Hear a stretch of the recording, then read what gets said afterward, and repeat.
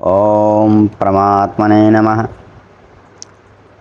59वें श्लोक में भगवान ने बताया कि भीतर चाह हो, कामना हो और बाहर से बचने के लिए प्रयत्न करें।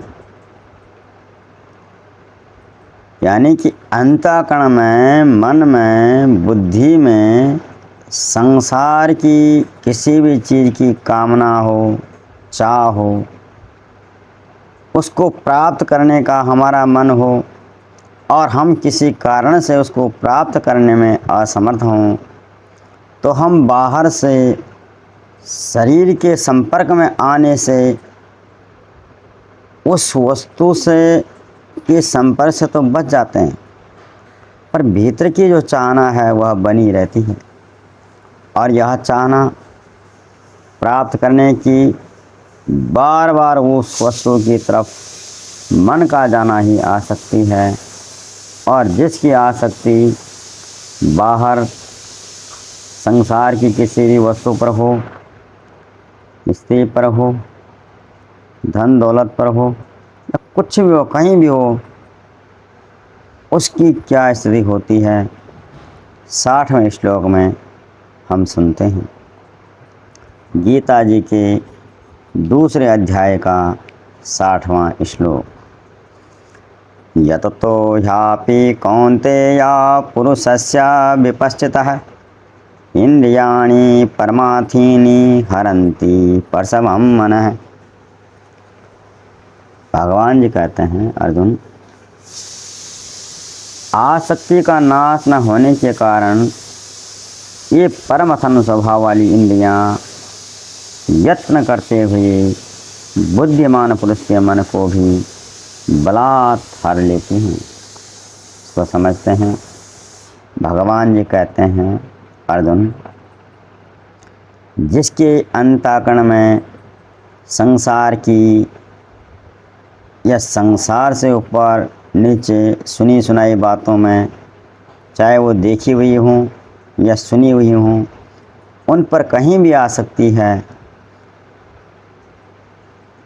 उसको अच्छा लगता हो, हाँ ये ठीक है, ये ठीक है, इसको प्राप्त करने की कामना हो, तो कोई कितना भी बुद्धिमान हो, उसका अपने शरीर पर कितना ही नियंत्रण हो, वह कितनी ही मर्यादाओं का पालन करता हो, पर यह भीतर की आसक्ति उसको उसके जितने भी बचने के प्रयास होते हैं उन सबको विफल कर देती है। हम देखते ही हैं कि जिस वस्तु की हमें आदत लग जाती है, हमें उस आदत को छोड़ने में कितनी दिक्कत होती है।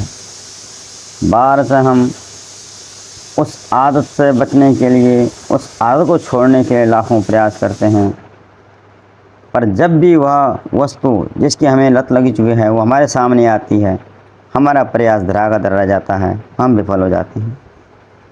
हम रोज़ ही अपने आसपास देखते हैं, शराब पीने वाले को देख सकते हैं आप, कोई भी नशा करने वाले को देख सकते हैं, और तो और एक चाय पीने की लत हमें लग जाती है, तो हम उस समय वह चाय न मिले जिस समय हम पीते हैं तो हमें थोड़ा उलझन होती है, दिक्कत होती है। जब इतनी छोटी छोटी बातों का भी हम समाधान नहीं ढूंढ पाते हैं, तो हमारी आदत कैसे टूटें, हमारी आसक्ति कैसे मिटे, बाहर से किए गए हमारे प्रयास कैसे सफल हों। तो भगवान जी 61वें श्लोक में इसका समाधान बताते हैं। 61वां श्लोक। तानि सर्वाणि संयम्य युक्तासीत् मत्परः वशे हि यस्येन्द्रियाणि तस्य प्रज्ञा प्रतिष्ठिता।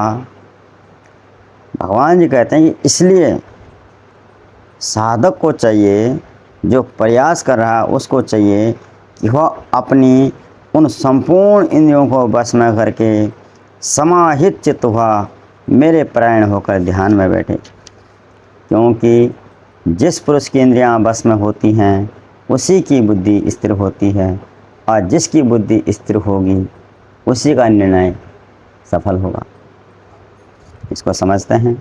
भगवान जी कहते हैं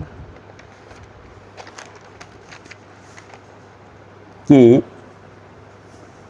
भीतर अंतःकरण में मन में बसे हुए बाहर संसार की वस्तु में रस बुद्धि होने के कारण हमारा बाहर से किया गया सारा प्रयास विफल हो जाता है।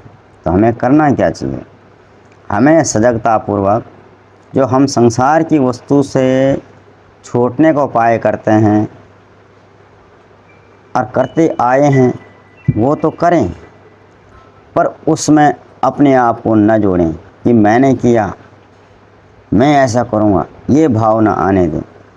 अपने बल का अभिमान न करें, अपने प्रयास को ज़्यादा महत्व न देकर इस बात पर जोर रखें कि भगवान की कृपा से अगर ऐसा किया तो ऐसा हो जाएगा, या ऐसा हो गया, या आज इतना हो गया।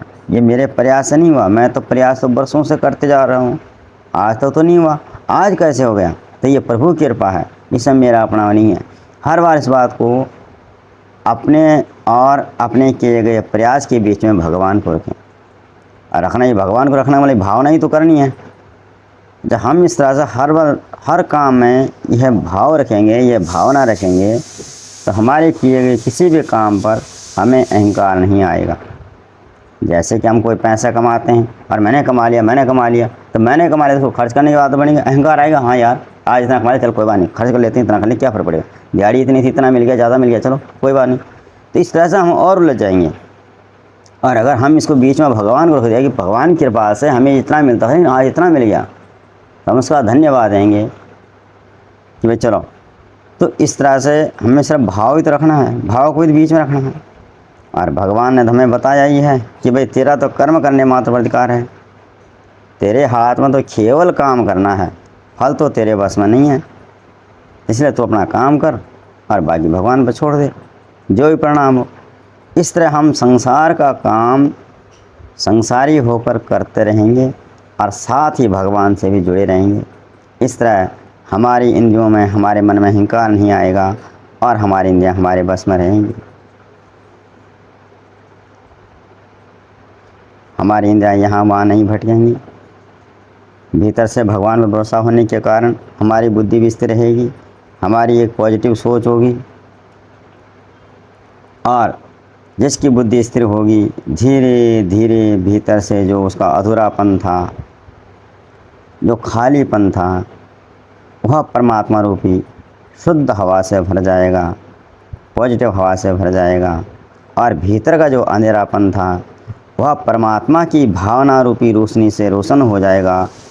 भीतर का जो बाहर की तरफ रस बुद्धि थी वह सूख जाएगी।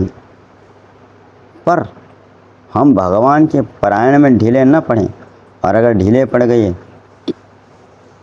गए, भगवान की भावना में लापरवाह हो गए, तो फिर क्या होगा? इस बात को आगे के 62वें और 63वें श्लोक में भगवान जी बताएंगे। दोस्तों, सुनने के लिए आपका बहुत बहुत धन्यवाद। हम 5-7 मिनट अगर अपनी भाग दौड़ की दिनचर्या में सिर्फ 5-7 मिनट ही गीता जी के लिए निकाल दें, तो हमारे पूरे दिन के लिए एक पॉजिटिव डोज मिल जाती है। अगर आपको ऐसा लगता हो तो आप हमें लिखें और बने रहने के लिए सब्सक्राइब करें, ताकि हमारी एक सोच हो और हम बेकार के उलझनों झंझटों में अपना समय बर्बाद न करें। धन्यवाद।